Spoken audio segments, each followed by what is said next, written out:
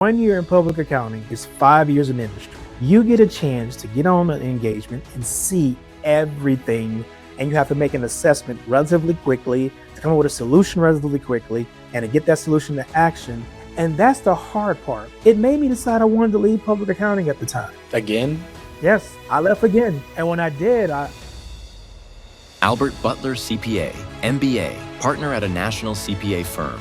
With over 25 years of experience in accounting and risk, he's a generational wealth strategist and author of Life, helping leaders and families turn financial discipline into lasting legacy.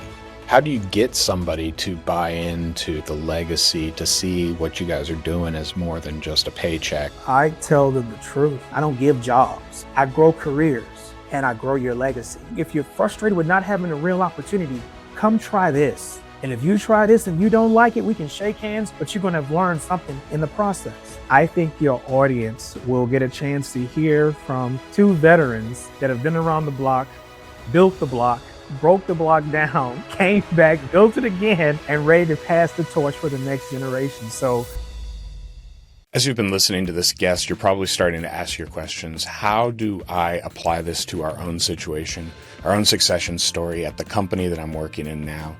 At GWCPA, we have built a custom GPT that you can find linked down in the description below on our website. We have loaded this GPT up with all of our knowledge about public accounting and tax preparation around succession planning. We've also included the insights from the guests from the past 2 years of interviews at the Art of Succession. You can find all of that at the custom GPT. Use it any time of day. Start to apply it to your situation. Ask it the questions that are keeping you awake at night. I want to thank you for listening so far, and let's get back to the episode. Welcome to the Art of Succession podcast with Barrett Young. Join us as we explore the strategies, stories, and insights that shape the journey of leadership transitions and business success. No matter where you find yourself along the journey, this is the podcast where you'll find the tools to make it happen. My name is Barrett Young, and this is the Art of Succession podcast. My guest today is Albert Butler, fellow CPA and resident partner of the Atlanta office of a national CPA firm with offices in 4 states. Albert brings experience stepping into an established leadership position in an established firm, respecting the legacy that came before him while also setting it up for future success. Albert, welcome to the Art of Succession. Barrett, I think that might be one of the best intros I've had on the many podcasts that I've actually been on. It's interesting too, because your audience is like us. We're CPA. We've ran this race. We've talked this talk. We walked this walk. And it's exciting because we get opportunity to share stories that we can resonate with each other and they can resonate with your audience. I mean, I'm writing this intro and I'm like, oh, this is my intro, just a different state, different legacy. That's right. So, That's right.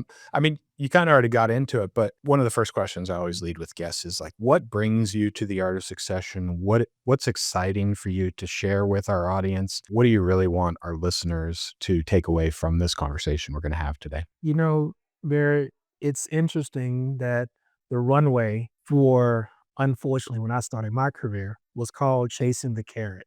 Becoming a partner is the holy grail of what we do and the energy that's put behind all the skills that we learn. So when I was introduced to you and I saw your profile pop up, and it was something like, hey, you know what? This is somebody who can actually listen, understand, and we can have a conversation that goes a little bit deeper than the surface level. So when I tell you I've been excited about this one, I've been really excited because I think your audience will get a chance to hear from two veterans that have been around the block, built the block, broke the block down, came back, built it again, and ready to pass the torch for the next generation. So I'm excited about that piece of it. Awesome. Well, I'm always excited when a guest is another CPA, when we get to talk shop and just, might not understand this just because I do have a lot of different industries, but there are unique succession challenges in professional services in a relationship business like a CPA firm that I would have loved this podcast. You would have loved this podcast when we got into this,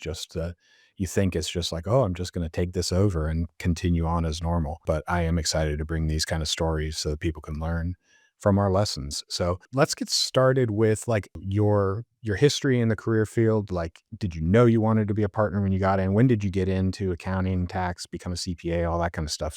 Just take me back to the beginning of your career. Let me answer your question as you take you back. Hell no. Same. All right, cool. No, no, not at all. Not at all.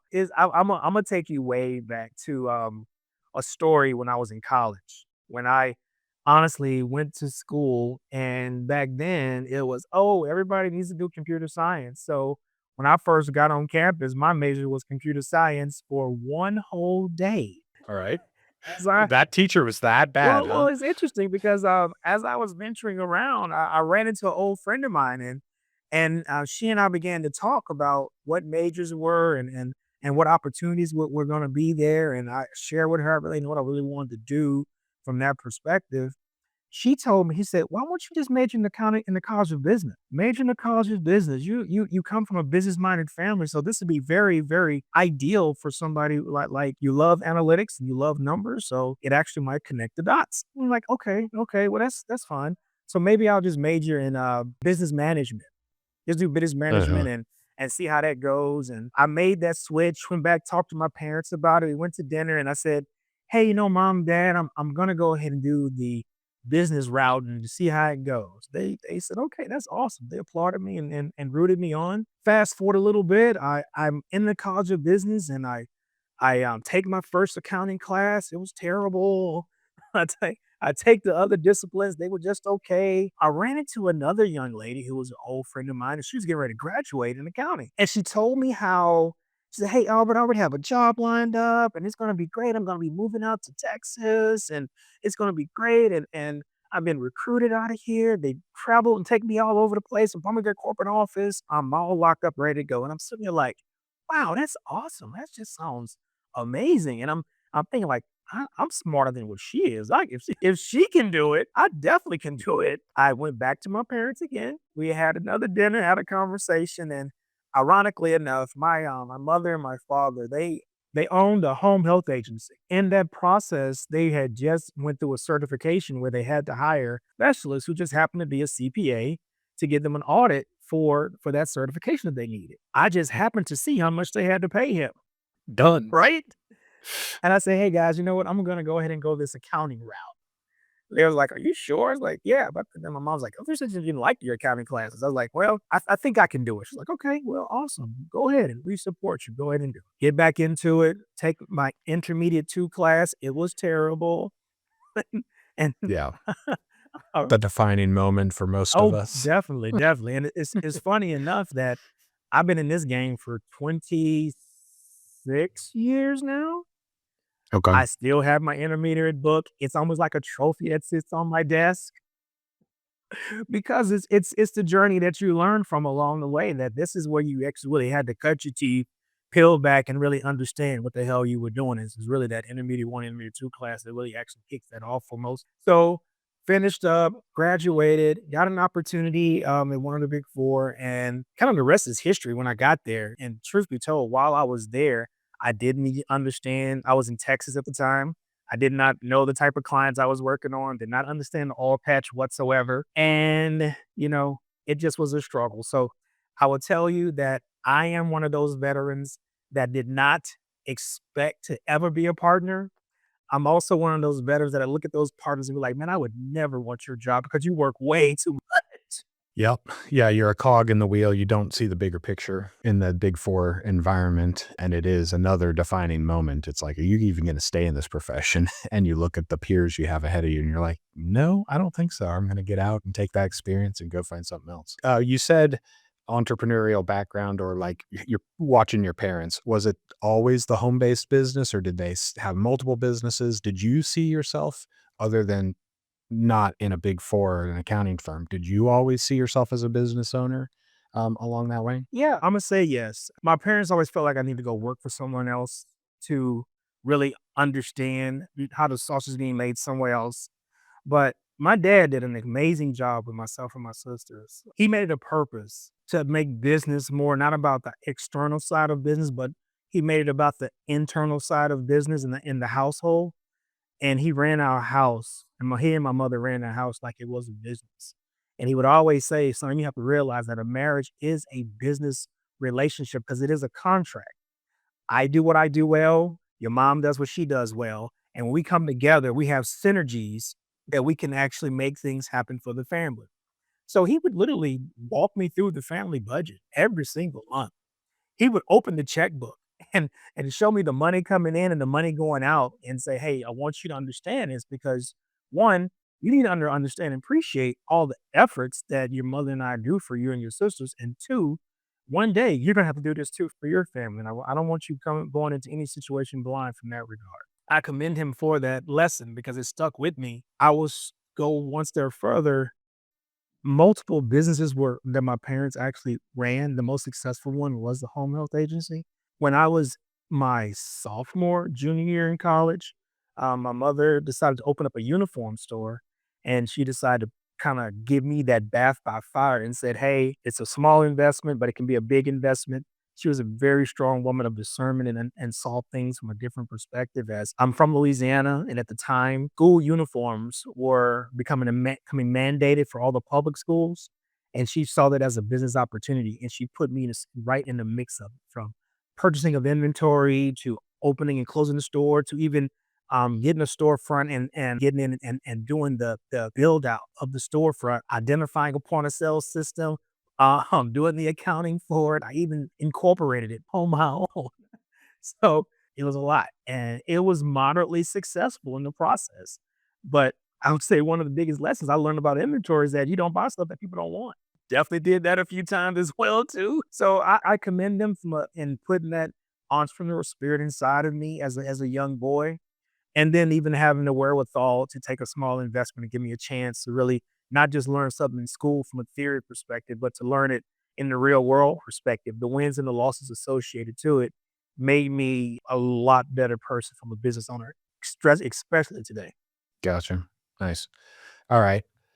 It's good to have that background. I do find a lot of entrepreneurs have that modeled for them by an uncle or a parent or something like that. Good to know we're picking those lessons up. I didn't know I wanted to be a CPA. My parents were both accountants. I want nothing to do with that when I enlisted. But then at the wise old age of 22, I said, maybe my dad's not as dorky as So I thought people, as I think he is. right? He might know something about actually like job security and stuff like that. So Yes. but I always knew I wanted to own whatever I was gonna be doing. It was gonna be a business owner kinda thing. So you're at the Big 4 now, you're in Texas. You don't want that partner track. Did you I mean, were you looking at getting out of the profession? Were you looking at, moving out to a local or like a regional kinda thing? Walk me through that decision for you and the phase that you were in. You'd already become a CPA at that point, like, talk me through that. Let's really get deep into it. To answer your last question or comment, no, it's not a CPA then. And it was a mandate requirement that you had to take the exam every time it was offered. And my first time getting ready to take the exam was just a tragedy. I was in Houston, Texas. The exam was offered in Galveston, Texas, which is no more than about 30, 40 miles apart from each other from where I was living at the time. So I found myself to go ahead and go out to Galveston maybe a couple of days early as I got ramping up from all my studies. As I was out there, the night before the first day of the exam, my truck broke down and my starter switch went out inside my truck. Mind you, I'm 21 at the time, and this happens. I'm by myself. I'm trying to figure it out. My whole energy just went down the pipe. And I went to go take that test, and it was FAR was the first test, and no, not FAR, not FAR. It was, I believe either law or audit at the time was the first test. 'Cause this is Oh, pre-Enron, yeah, yeah, this pre-re is yeah, man, this is breaking the exam into 4 sections, all oh, that kinda stuff. it This was was 2 days all at once, still yes, in person. Mhm. 1999. Gotcha. Say it that Yep. way, 1999. And, I go to go take my first test, and as soon as I crack it open, I'm reading the first question, like, "What in the hell is this?" I didn't study none of this stuff. Brain dump on everything, yeah. Exactly. It was terrible. It was terrible, and I bombed it. I truly, truly bombed it. The whole vehicle situation has made it even worse. So that transpires, don't pass, of course. I don't even remember those grades. It was so bad. The second or the third time I took the exam, I passed 2 that I studied for. I think it was I passed the audit test and I passed the law exam. Those are 2 I actually studied for. I luckily passed the reg exam and got a 75 on it. I got a 48 on financial. And if you get less than a 50, you can't condition. And I lost all of it. Yeah, which condition means you get to carry the ones that you passed, That's right. That's but right. you have to retake the ones you got over That's right. between 50 to 75 on. Yeah. So So you lost all 4 I of them. lost it all. I called and I petitioned and I paid money to get my exam regraded, and I got my exam regraded 6 weeks later, and it said your grade was accurate. You don't pass. At this point, I'm like, you know what? I don't even like accounting. I don't even like this stuff. I don't even like my job. I'm going to go coach football. That's what I'm going to go do. I didn't take the exam again until I was up for manager, and I got passed over for manager because I hadn't passed the exam. And to me, to get, I'll be very transparent. I was always a pretty high performer, and to get passed over for a promotion because of an exam that I just couldn't pass at the time, it really hit a lot more at home. And I actually left, and I got a job at another company in industry that was paid me roughly about the same money, but was a lot less stressful. You're in public accounting at a large Big Four, you're working like, 60, 70 hours a week, and that's just the way it is. I had this other job, and truly, I passed the exam within the first, the first 6 months at the other job. At the other job. So you went into industry that values the CPA designation. It was still an option for you then. That's remarkable to see. That's not usually the No, it's case. not. So It's not. It's not. And so when I did that and I passed, here's the unfortunate curveball that I had to get my brain examined about. I was bored after I passed the exam. I was so bored, and I was literally getting my whole week's worth of work done within the first day and a half or 2 days, and I'm just sitting there trying to find and go reach out to other people for something to do, and I quit, and I went jump right back in public accounting. I was free, Barrett. I was free, but yet here I go. I jump right back in because I honestly enjoy the challenge for what we do. I really do. I get to help people. And I think that's the biggest win for me, is because being at a large company, Fortune 500 company, and you get in the mix of just doing stuff for the company and just doing stuff for the stockholders and just do that's your whole focus, focus, focus. Well, I help regular everyday people. And I get such a joy from somebody having a problem with their taxes, someone having a problem with their bookkeeping, somebody having a problem, they need an audit, a review, a compilation to be done, and I can give them a solution. Oh my gosh, that is like the best experience. So anybody who's out there who's thinking about doing public accounting or are in this mix and they're frustrated immensely, just think about the fact you actually help people. I mean, I joked at the beginning. I didn't realize how close our stories were together.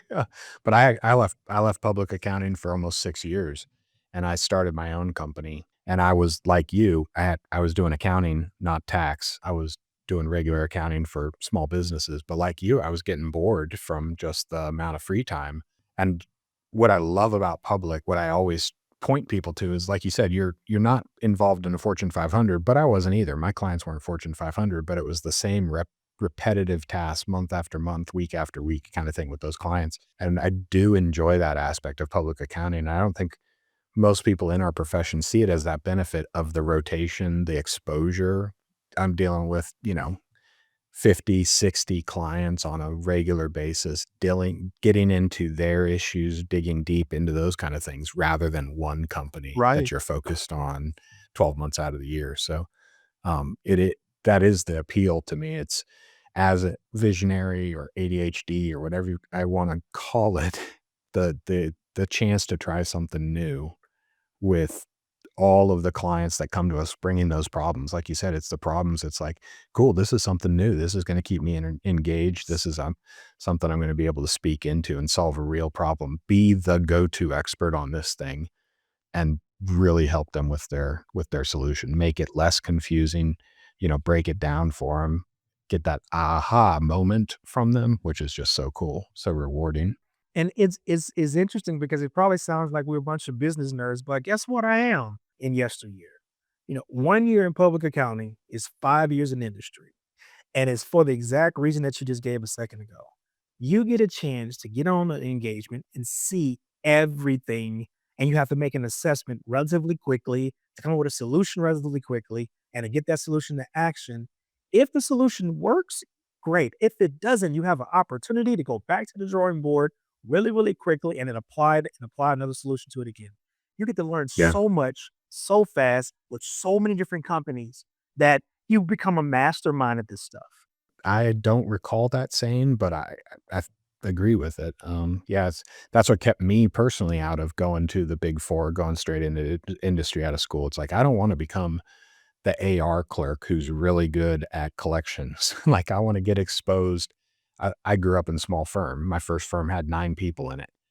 I want to get exposed to everything that a small business needs and then be able to pick what I enjoy from there. So you're jumping back into public accounting now. Was it with the firm that you're at now, or was it a stepping stone? What did that look like for you? It was a stepping stone. I didn't want to go back in the Big Four. I didn't want to go to a really small firm. So I went to like a mid-major. I Okay. felt like the What's that mean? Employee size. I call it like the global six. You got the Big Four, then you got Grant Thornton and BDO. So to me, Gotcha. the global Yep. six. I Couple hopped in tens of there. thousands of CPAs Yes, still kind yes, of thing. yes. You But you yeah. get the bigger clients, you get the smaller clients, you still get to see the same litany. I always give like a chart graph of the type of things you work on depending on the size of the firm that you're at. If you're at a large Big Four firm, you're going to work on these large public companies, and it's controls, controls, controls, controls, controls. Got to be strong controls. Everything got to be right, and you test controls like crazy. But the people only work in small little silos of this little. You work on cash, you work on AR, you may be an inventory specialist. You're a rev rec guy. That's what you do. You're the tax guy. That's what you do.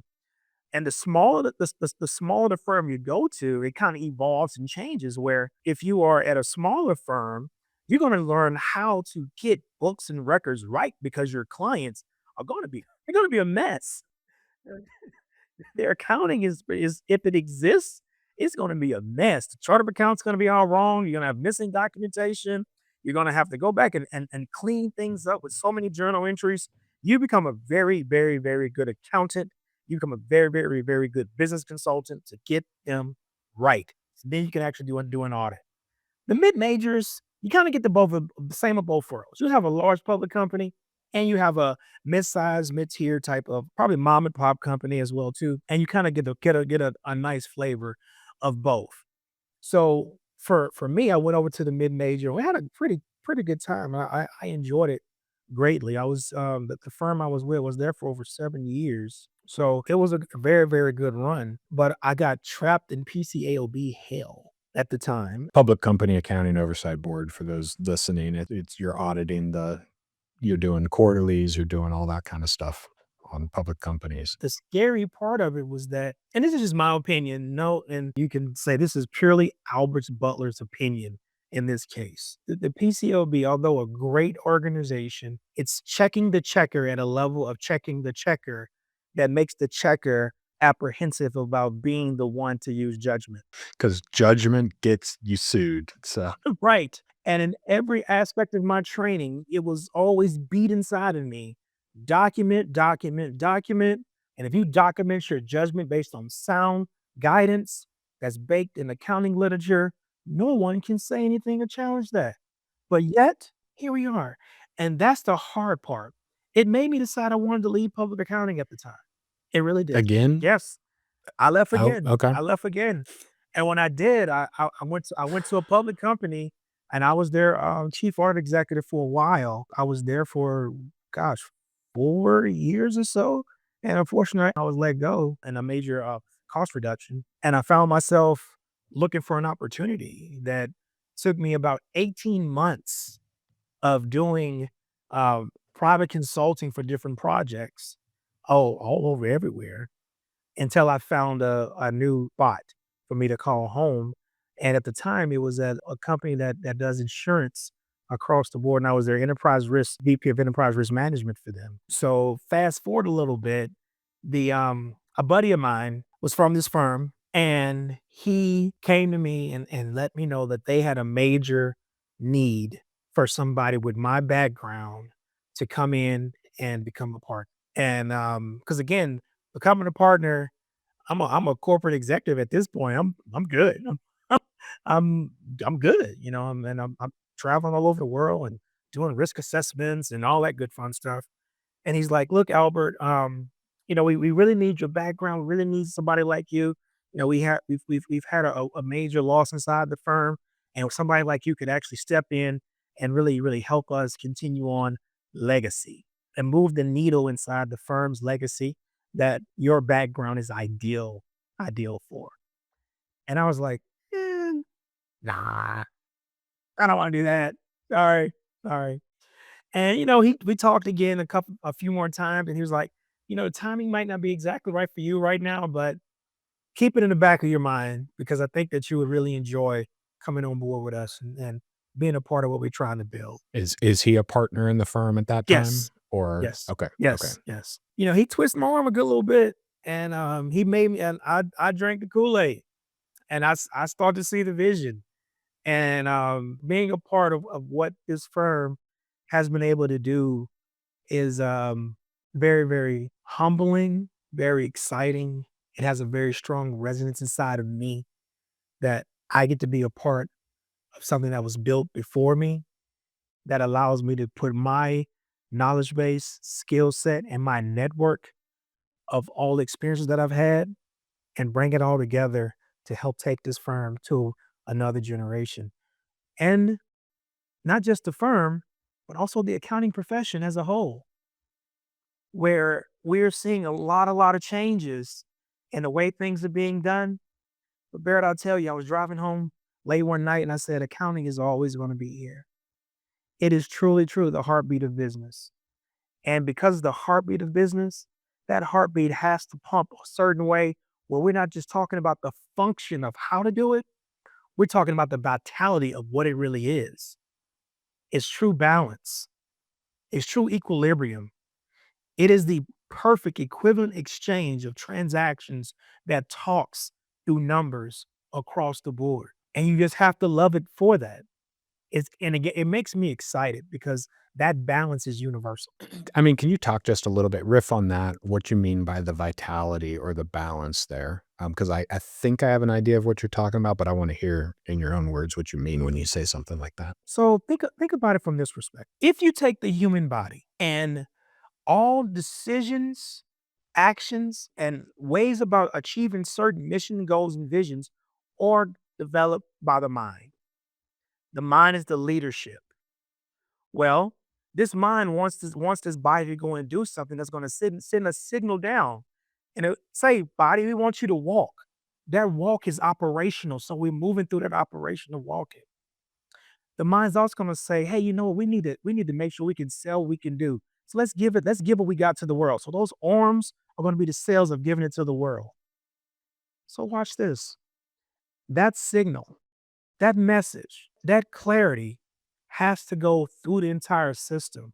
It has to come to the heart. The heart is the accounting of it all. That's the balance of it all. Because everything that mind says is going to go down into the heart, that message. And the counter is going to account for it and send it on down to where it needs to go. It's going to come back up to get back up to the head through the heart. In every aspect, every transaction, every cycle, every decision goes through the accounting department the exact same way.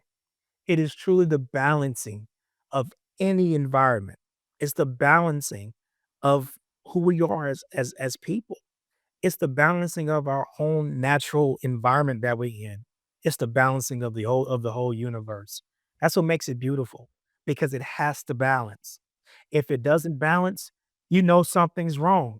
It's the perfect way as an indicator that we have a problem. That's why you do flux analysis. It tells you so much just from a simple flux. Something doesn't balance, something changed, something's off. The system is out of balance. We got to get it right. Barrett, accounting does that for you. So I tell everybody, accounting is the heartbeat of business. And when you understand the heartbeat, you find clarity in everything that you do. Okay. Slightly different than what I was thinking. There's in my mind, the vitality aspect of it is you can be exact on something, but then choke out the life of the business, the momentum of the business too. And that's always been my focus on it is numbers need to be timely. We can spend, 2 years dialing into the penny to get something right, but if I put something in front of a client and it's 3 months old and it's like, "Oh, I'm already past that," there's nothing here I can make decisions, and that's in my mind. Accounting balanced with vitality is, yes, it needs to be accurate, but if we actually believe business owners need our numbers in order to make decisions, they need to have those numbers when they need to make the decisions, not 2 or 3 months later when they've already made the decisions based off their checkbook balance or their statement balance or something like that. So that's where I thought you were going, but you're right. I mean, I'm going there too, Barrett. Let's stay there a little bit. I was reading an article, and the author of the article was he was doing a comparison between accounting and finance. And as he went through his comparison of what the roles actually are, there was a middle section that talked about the people who would actually take on these roles. And on both sides of it, accounting said CPA, finance said CPA. So when you step back, you realize that accounting is not just talking about the past.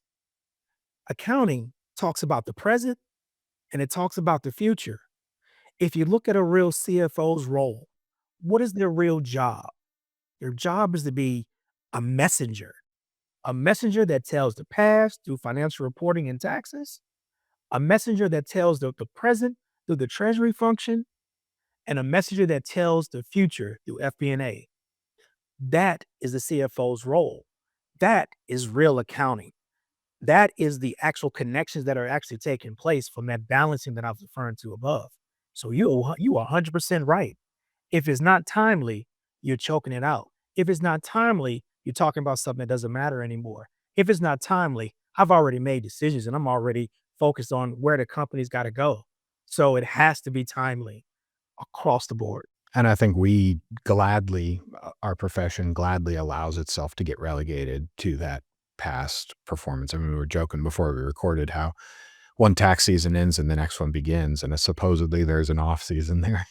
But our profession is so easily like, I'm still working on December 2024 financial statements or tax return or something like that. It's like, don't ask me questions about 2025. I'll deal with that in 2026. To really provide value to our businesses and to command the higher fees and actually be something that they're glad to pay, they're willing to pay, they're excited to pay, you have to bring that past and say, this is why you're going to make better decisions. This is how you're going to be better positioned to grow your value as your company based off of these numbers. So That awesome. doesn't change too because past performance does dictate future ability. It does. It tells you what you're good at and it tells you what you're not so good at and it gives you opportunity to make corrective actions or get you across the board.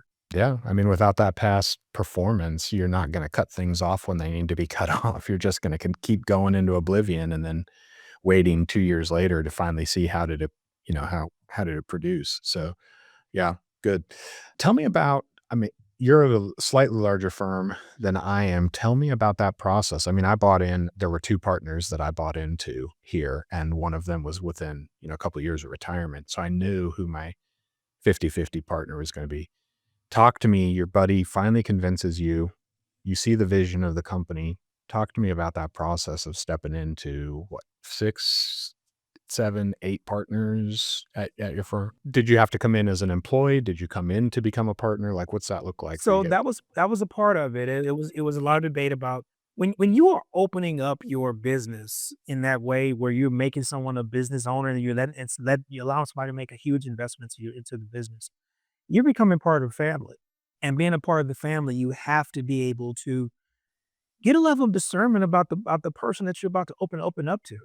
So it was a process. I would tell you that my interview process was well over, oh gosh, I want to say 6 months, but it might have been close to a year. So I think it's kind of it became a blur. Still as an Still outsider as to still as an even outsider. so you bought in from day one then, Yes, it yes, sounds I like. did. I bought him. Okay. I bought him from day one. Just full transparency. The way that it normally works, and normally any partnership is that the buy-in is pretty hefty. So the firm can either get you a loan or you go out and get your own loan to come to the table with to be able to buy in. You're basically buying equity in a business, just like any other business. So you're 6 months to a year through this process, not in the daily operations of the company, not seeing it from the employee perspective, but just still doing the due diligence to step in. Are you still employed in the industry I position was. during this process? Yes. Okay, Yes, I gotcha. was. I was. It's a marriage. You're dating. They're dating me. I'm dating them. And we try to make sure this is going to make sense on both sides of the coin. And it's a conditional relationship, of course, because those conditions have to line up perfectly for both parties. And it has to make resonant sense. And my biggest advisor, of course, was my wife, who consistently turned the thought process of what we're doing, because it is a we. My wife and I, we make sure those decisions that are being made for our future are governed pretty much the way that we were reared very similar as children. So we want to make sure those decisions are not a unilateral decision; it's a family decision. And when we got to the point where the family was ready to make the decision, the firm was ready to make the decision about me as well too.